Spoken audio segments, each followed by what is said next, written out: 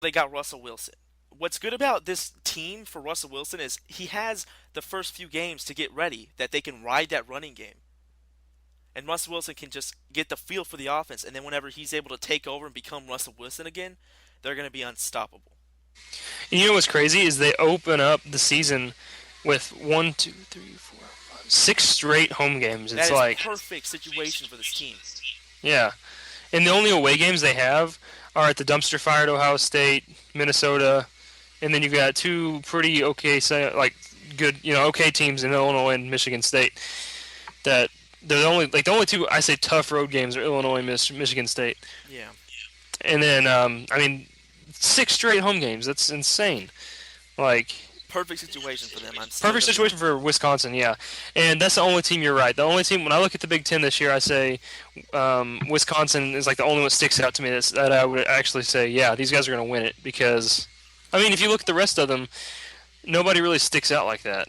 Yeah, Like because Basically, Wisconsin seems like the dominant force. like a winning season is like being handed to them on a silver platter right now. Like their season's made right now.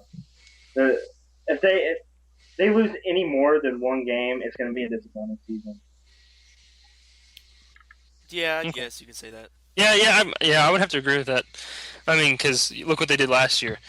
I mean, they had a great year. I mean, that was a scary looking team, man. That was. I mean, they were huge, They were one game huge away guys. from a national title. What do you think happened to them against TCU though? But in the TCU bowl. beat them. I mean, what what do you think TCU had over them? Andy Dalton? I don't The know. chip on the Just like shoulder that. that they weren't BCS. It was one of those games that was so hard fought. Like it would have gone either way, and whoever won, it was. Oh yeah, it was definitely. Was it like the closest BCS game this year? I'm trying to think. The national championship was pretty close. Yeah, that was pretty close. I don't really. It doesn't really matter. But I yeah, don't let's move know. on. Who do we have And see, left? we watched that game in Kansas City, and I did. remember, yeah, We and were at Joe's Crab Shack. actually, We no, we weren't. watched it from the hotel. You're right. We did. Yeah, but I remember looking at you like, man, Wisconsin's huge. Oh, dude, they have that's just what the style of like human being are in that area of area of the United States. It's just like guys that have to get up and go out and be lumberjacks, So they're all thick, tough guys just Yeah, out there. if it tells you anything, the Browns tackle Joe Thomas is from Wisconsin, and he's huge. Yes, He exactly. is a monster. And they've always, like I said, they've always have a top offensive line on and a top defensive line. So Yeah, so Wisconsin winning the leaders division is how I see it going. Completely, hands down. yeah. Okay, so now we're gonna move on to let's go Purdue. We'll talk some Boilermaker. Talk some Um, Clayton team. sad news. Actually, sad news coming out of Purdue. Walk-on senior running back Sean Matty. His body was found in Lake Freeman last night. So that's some sad news coming out of there. I did not hear that. Yes, he was Who was he spotted. now? He was a wait. Did you say who was it? Wait, what Yeah. was it? Yeah, who was it? A walk-on senior running back. His name was Sean Matty. He was swimming by himself around 5 a couple of days ago by a hospital, and then he was missing. Then he went missing, and his body was found yesterday. God, that's sad. That is. That's the kind of thing that just. You wish I didn't mean, happen. you hate to hear about anybody dying, but especially someone like that. You hear he's hearing football players die is kind of like Mississippi State's player last year who died of cancer and stuff, That was sad. and like that gives the teams more of a reason to fight. Yeah, you're right. And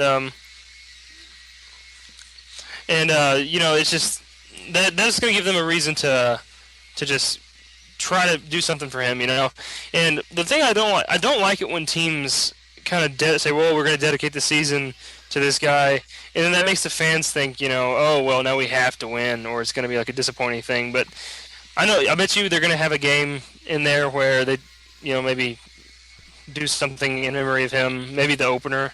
Yeah, You we'll know see. how they did for Sean Taylor in Washington. And like what happened to Jasper Howard at UConn? Yeah, where they did that thing where they with his jersey and stuff. that's just a really sad deal. That Uh, is. You're right. but let's talk about their play. Other than that, though, their Yeah, schedule, they've got some favorable non-conference games, um, like Middle Tennessee and Southeast Missouri State. yeah. But then they've got some really tough games at Wisconsin, and see, they got to go to Indiana. Joseph, what do you think about Purdue? Purdue. This year they've had it's not the perfect situation for them to go to bowling or anything like that. They have they have the ability to beat a good team in the Big Ten, like have that one upset during the season. That they're that good, but I don't see them winning any more than 6 games. But that's just me. What do you think, Tanner? I guess I'd have to agree. I just don't see them doing much. Yeah, it's. I mean, they don't. They had a good outlook last year. They looked like, oh look, we got a good elite quarterback with Robert Marv transferring here, but then he ended up getting concussions and quitting football. So now they're stuck. Like, oh well, what do we put our hopes on now? So I don't really know where they go from here. Yeah, and then I don't know. It's a tough thing. Purdue's like a weird team for me. Like they always have been. They're kind of a basketball school if you think about it. They are. And last year they went 4-8. Were atrocious against top 25 teams. 0-3. Didn't they only won 2 conference games? So I think it's just gonna be another one of those years if you ask me. Let me see if I had to put a number on it. Let me see what I put. Four to Oh wait, four. Purdue is the team that I excluded. That's right. Okay, so I forgot to put Purdue down. I don't know. I would go 4. I go along the same route as they were last year, 4 or 5. Yeah, that's where I would put them too. Okay. Who have we not talked about in the lead? Illinois and Indiana. Yeah, Illinois and Indiana. So let's go Illinois, the Fighting Illini, who showed some promise last year. I mean, like they're offensively, they. Let me see right here. They opened up the season against Arkansas State at home. I think they did the same thing last year. Didn't they do that last year? I'm not sure.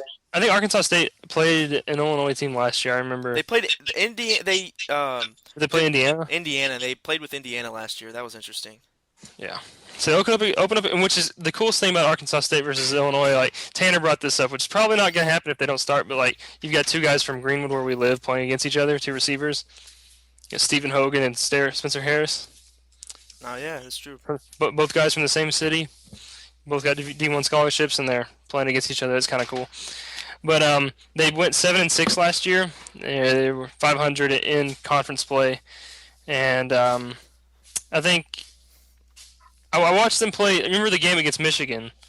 That was Was that the one that won like 3 overtimes or something like that? Yeah, like that was when the power went out, and we were in like the second overtime, and we missed the finish. Yeah. Oh yeah, like the power, like of all Sebastian County went out. Yeah, the whole area where we live, the power went out, and it's in Something double blew up, overtime. Yeah, we were like, no, if they make us miss the end of the game, I'm gonna be mad. And then And we did. look at our phones, It's like like an instant classic. crazy ending to Illinois Michigan game. We watched that entire game and got cut out the end. Yeah, we watched the whole thing. I felt like I got gypped.